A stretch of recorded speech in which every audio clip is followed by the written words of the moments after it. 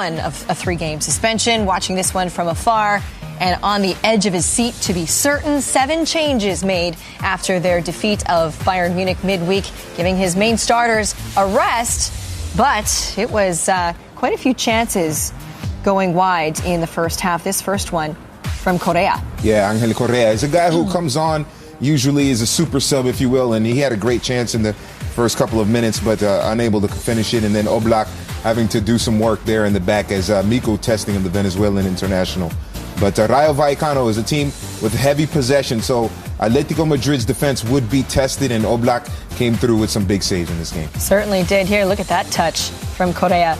Certainly making an impression, but no goal. You know what that touch reminds me of? What? It reminds me of what Marta did to the United States defense in the Women's World Cup in, I can't remember the year. It was a semifinal, and she did something similar. Actually, it was a little bit cooler than Correa did. Well, a lot cooler, and that was similar, though, that little back heel and the spin around the defender. Marta move there by Correa. I don't think Simeone changed his position once in that seat. Yeah. And then in the 52nd minutes, they come back. Rayo with a chance here.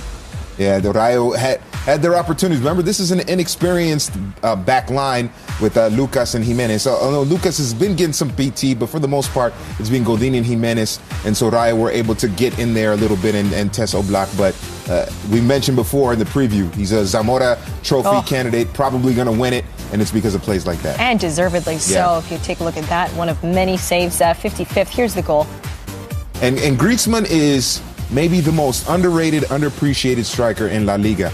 He's maybe the best striker that doesn't play for Barcelona or Real Madrid, and he could get 30 a season if he played for one of those teams. He is absolutely fabulous. He is going to be a beast come Euros for France. Obviously, they're hosting the tournament, so that'll be big. I mean, him and Pogba together that's devastating. Oh, look at this. Yeah. Bebe, of course, losing his marker, and he gets an earful from Coach Paco Gemes here.